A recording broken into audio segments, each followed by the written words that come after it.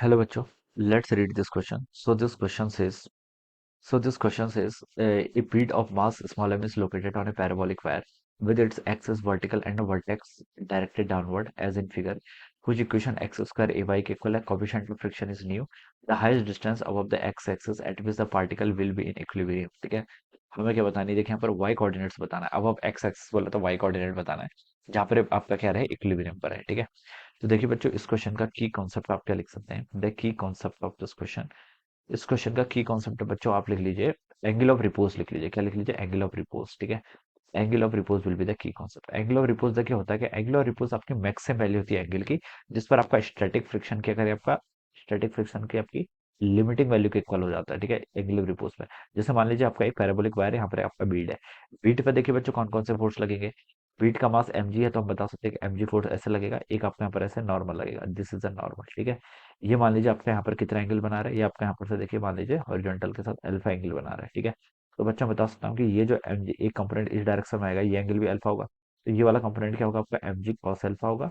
और इस डायरेक्शन में जो एम जी का कंपोनेंट आएगा, ठीक है, ये कितना होगा आपका एम जी का साइन अल्फा. ऐसे आप लिख सकते हैं. ठीक है.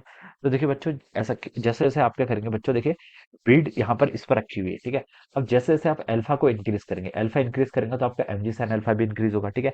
M G sine alpha increase होगा तो देखिए बच्चों, यहाँ पर बीड स्टेशनरी क्यों है? क्योंकि देखिए एम जी साइन अल्फा इसको नीचे ले जाना चाह रहा है, लेकिन यहाँ पर एक स्टैटिक फ्रिक्शन भी लग रहा है. क्या लग रहा है? स्टेशनरी है तो स्टैटिक फ्रिक्शन लगेगा. ठीक है. ये स्टैटिक फ्रिक्शन इसको क्या कर रहा है, बैलेंस करके रखता है. फिर अब जैसे ही अल्फा और इंक्रीज करेंगे, एम जी साइन अल्फा और बढ़ेगा. एम जी साइन अल्फा और बढ़ेगा तो एफ एस भी क्या बढ़ेगा आपका, और इंक्रीज होएगा. ठीक है, क्योंकि उसको बैलेंस करने के लिए. लेकिन देखिए एफ एस की तो एक लिमिट है ना, स्टैटिक फ्रिक्शन की लिमिट होती है. It must be lesser than और equal to nu into N के इक्वल होता है. ये आपका क्या होता है, कंडीशन होती है. ठीक है. एन देखिए बच्चों यहाँ से कितना है, एफ एस को हम लिख सकते हैं यहाँ पर. एन कितना हो जाएगा यहाँ से आपका एम जी कॉस अल्फा. तो इसको आप लिख लीजिए एम जी कॉस अल्फा, ये हम यहाँ पर से लिख सकते हैं. ठीक है. तो देखिए बच्चों, एक पर्टिकुलर एंगल अल्फा, जिस पे देखिए अगर हम थोड़ा सा और क्या करें, अगर हम इस अल्फा को थोड़ा और बढ़ाएं, उसके बाद आपका बीट क्या गिर जाएगा. तो उस एंगल क्या बोलते हैं, जिस पर आपका स्टैटिक फ्रिक्शन और एमजी साइन अल्फा एक दूसरे को बैलेंस कर रहे हो. ठीक है. सच दैट आफ्टर विच अगर हम अल्फा को और इंक्रीज करें तो पार्टिकल आपका भिड़ जाएगा. That angle is called hour angle of repose. ठीक है. और उस एंगल ऑफ रिपोज पे हम बता सकते हैं एफ एस और एमजी साइन अल्फा की वैल्यू क्या होगी, इक्वल होगी, क्योंकि पार्टिकल स्टेशनरी है. तो एफ एस की वैल्यू हम क्या लिख सकते हैं, एमजी साइन अल्फा के इक्वल लिख सकते हैं. ऑलराइट. तो ये आपका इक्वल हो जाएगा, क्योंकि मैक्सिमम की बात कर रहे हैं, तो ये हो जाएगा आपका new M G cos of alpha. ठीक है. तो बच्चों देखिए यहाँ से एम जी से आपका एम जी कैंसिल हो जाएगा.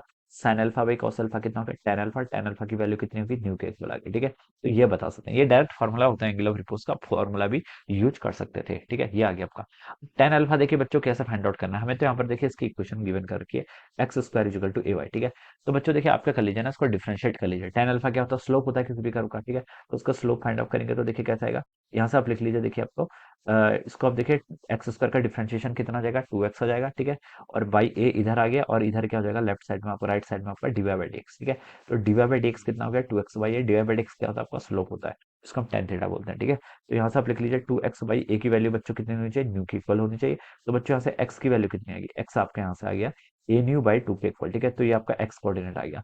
क्वेश्चन में देखिए हमसे क्या पूछा, वाई कोऑर्डिनेट पूछा है. देखिए, if the coefficient of friction is then the highest distance above the x axis के above distance को y बोलते हैं. ठीक है. at which the particle will be equilibrium. ठीक है. तो x आपको पता है, y फाइंड आउट कर लीजिए इस रिलेशन से. यहाँ से हम y को क्या देखिएगा, लिख सकते हैं, y आपका लिखा जा सकता है एक्स स्क्वायर बाई ए. ठीक है.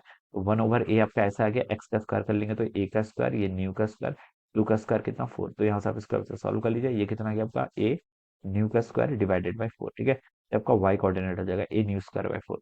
तो देखिए a new square by four कौन सा ऑप्शन, सी ऑप्शन मैच कर गया. तो लिख सकते हैं कि C option will be the right answer of this question. Alright. So I hope you all understood this concept. All the best and thank you.